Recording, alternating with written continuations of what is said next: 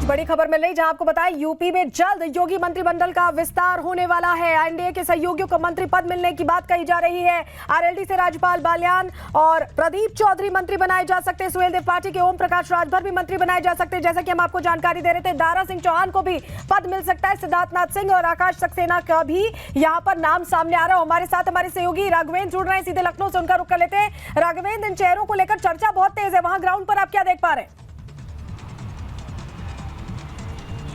देखिए, जैसा कि आपने कहा कि यह सिर्फ मंत्रिमंडल विस्तार ही योगी का नहीं है, यह 80 सीट जीतने की भी एक रणनीति है। और यह रणनीति इतनी सॉलिड है कि जिसकी जगह दी जा रही है मंत्रिमंडल विस्तार में। जैसा कि जब आरएलडी रूप में एक नया सहयोगी जब भाजपा को मिलता है, तो जो पश्चिम में कमियां रह जाती हैं भाजपा की, यानी जो कुछ सीटें 2019 में पश्चिम में भाजपा नहीं जीत पाई थी, वह आरएलडी के सहारे, यानी आरएलडी के सहारे जाट और किसान, इन सबको लेकर के भारतीय जनता पार्टी वहां पे पूरा अपना भरपाई कर लेगी। साथ ही जब पूरा प्लान तैयार है राघवेंद्र, और इसी पर काम करते योगी आदित्यनाथ नजर आ रहे हैं। बहुत शुक्रिया आपका जुड़ने के लिए और जानकारियां साझा करने के लिए। तो सबसे पहले 176 को साधने के लिए कहां पहुंचे प्रधानमंत्री, ये तस्वीरें हम आपको दिखा रहे हैं। बाबूलाल मरांडी को आप देख रहे हैं, जो प्रदेश अध्यक्ष शॉल उड़ाकर स्वागत कर रहे हैं। अर्जुन मुंडा समेत तमाम जो बड़े चेहरे थे झारखंड के, वो यहां पर नजर आए मंच पर प्रधानमंत्री के साथ। और सबसे बड़ी बात है कि यहां पहुंचना अपने आप में बहुत अहम हो जाता है। क्यों अहम हो जाता है, चलिए आपको बताते हैं कि कैसे 14 सीटों के जो समीकरण है उसको साधने की तैयारी हो रही है। उसका किस तरह से इफेक्ट विधानसभा चुनावों पर भी होगा, चलिए जानकारी आपके सामने जल्दी से रख ले रहे हैं। क्योंकि समझिए, झारखंड को प्रधानमंत्री की तरफ से सीधी गारंटी दी गई है। प्रधानमंत्री पहुंचे तो गारंटी देते हुए पहुंचे हैं। पीएम मोदी ने भ्रष्टाचार खत्म करने की गारंटी दी है। आपको पता है कि झारखंड में हेमंत सोरेन अभी भ्रष्टाचार के आरोपों के बाद ही उन्हें इस्तीफा देना पड़ा। और चंपई सोरेन, यहां आप देख रहे हैं हेमंत सोरेन और चंपई सोरेन को, चंपई सोरेन पिक्चर में आ गए। तो इस और इशारा था प्रधानमंत्री का। 14 सीटें जो हैं उस पर सीधी भारतीय जनता पार्टी की नजर है इस बार। धनबाद से लेकर दुमका, जामताड़ा, गोड्डा और देवघर को उन्होंने साधने की कोशिश की है, क्योंकि धनबाद पहुंचना अपने आप में उस पूरी बेल्ट को कहीं ना कहीं इफेक्ट करेगा। आदिवासी वोट बैंक पर अब पैनी निगाहें भारतीय जनता पार्टी की हैं। और यही वजह है कि जोर आजमाइश खुद प्रधानमंत्री नरेंद्र मोदी कर रहे हैं। और बड़ी बात यह भी समझिए, अंदर की खबर समझिए इस पर, सिर्फ लोकसभा चुनाव नहीं, अगले साल विधानसभा चुनाव होने वाले, तो असेंबली चुनाव पर भी प्रधानमंत्री की नजर है। और ऐसे में पूरी जोर आजमाइश, पूरी ताकत और कहें एक तरह से कार्यकर्ताओं में जोश और वोटर्स को कहीं ना कहीं अट्रैक्ट करने की कोशिश यहां प्रधानमंत्री की तरफ से नजर आ रही है। और जिले में देखिए, अगर इस जिले की बात करें तो 10 विधानसभा सीटें हैं, जिस पर 2 पर बीजेपी का कब्जा है। और कैसे अगले विधानसभा चुनाव में 10 की 10 भारतीय जनता पार्टी के खाते में आए, इस पर पूरा जोर है। तीनों जिलों के विधानसभा क्षेत्रों तक पहुंचने की रणनीति के तहत ही प्रधानमंत्री यहां पहुंचे हैं। प्रधानमंत्री पहुंचे बंगाल में पहुंचने का उनके मायने बड़े हैं, क्योंकि अभी बहुत तनातनी बनी हुई है भारतीय जनता पार्टी और टीएमसी के बीच संदेश खाली को लेकर। ये तस्वीर देखिए, प्रधानमंत्री यहां पहुंचे और कई करोड़ की योजनाएं, 7,000 करोड़ से ज्यादा की विभिन्न परियोजनाओं का उन्होंने लोकार्पण किया, शिलान्यास किया। यहां भी तोहफे उनकी तरफ से दिए गए हैं। लेकिन इंडिया गठबंधन के नेताओं पर उन्होंने इसी मंच से निशाना भी साधा। उन्होंने कहा कि आंख, कान, नाक, मुंह गांधी जी के 3 बंदरों की तरह बंद करने का आरोप प्रधानमंत्री ने यहां पर लगाया। लेकिन बंगाल का दौरा ये क्यों अहम है और किस तरह से बंगाल में समीकरण सध रहे हैं यहां पहुंचने से प्रधानमंत्री के, चलिए आपको बता देते हैं। पिछले समीकरणों से अगर हम तुलना करें, मोदी ने संदेश खाली के मुद्दे पर टीएमसी को घेरा। मैंने आपको बताया कि क्या बयान उनकी तरफ से दिया गया। 2019 में पश्चिम बंगाल में बीजेपी ने 18 सीटें जीती थी, लेकिन इस बार लक्ष्य बड़ा है। 2014 में महज 2 सीटें ही जीत पाई थी बीजेपी, तो 2019 में बढ़त तो मिली, लेकिन 2021 विधानसभा चुनावों का अगर हम जिक्र करें तो बीजेपी ने 77 सीटें उस वक्त जीती थी।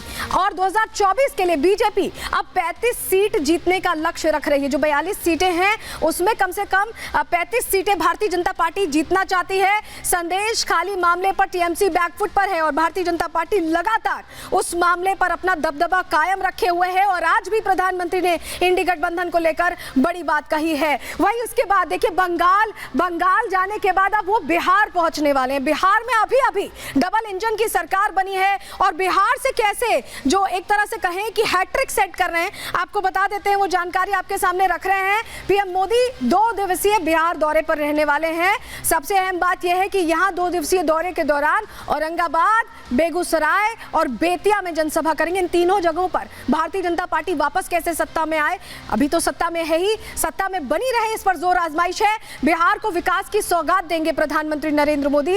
औरंगाबाद को देखिए सवर्णों का गढ़ माना जाता है और सवर्ण वोट बैंक सीधे सीधे भारतीय जनता पार्टी के साथ रहते हैं। ऐसे में औरंगाबाद में जीत की हैट्रिक लगाने की तैयारी है। इसके अलावा अगर हम आपको बताएं, बेगूसराय और बेतिया जो पहुंच रहे हैं, बेगूसराय में गिरिराज सिंह ने झंडा गाड़ा था, उससे पहले कोई और यहां पर सत्ता में था। कहा जाता है कि इंडी का ये पूरा एरिया है, पहले हुआ करता था कम से कम, क्योंकि पहले अलग अलग चुनाव लड़ते थे, अब साथ में चुनाव लड़ रहे हैं तो कहीं इसका फायदा ना मिले। ऐसे में बीजेपी चाहती है कि हैट्रिक बने और तीसरी बार बीजेपी बेगूसराय से भी इसीलिए उम्मीद कर रही है।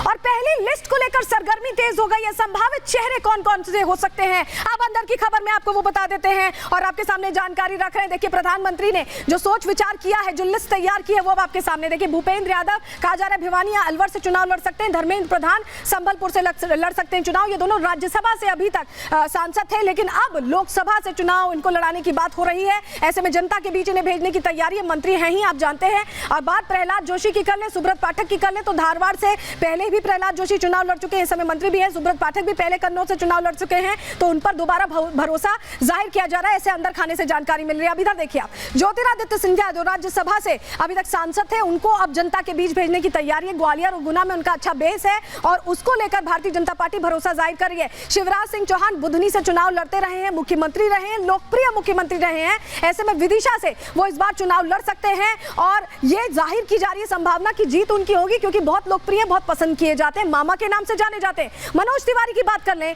तो उत्तर पूर्वी दिल्ली पे पिछली बार भी चुनाव लड़े थे और इस बार भी उन्हें उसी सीट पर भरोसा जाहिर करके जिम्मेदारी दी जा रही है। लेकिन बांसुरी स्वराज की नई एंट्री है, नई दिल्ली से उन्हें इस बार चुनावी मैदान में उतारा जा सकता है। सुषमा स्वराज की बेटी हैं और उन पर भरोसा इस बार भारतीय जनता पार्टी जाहिर कर सकती है।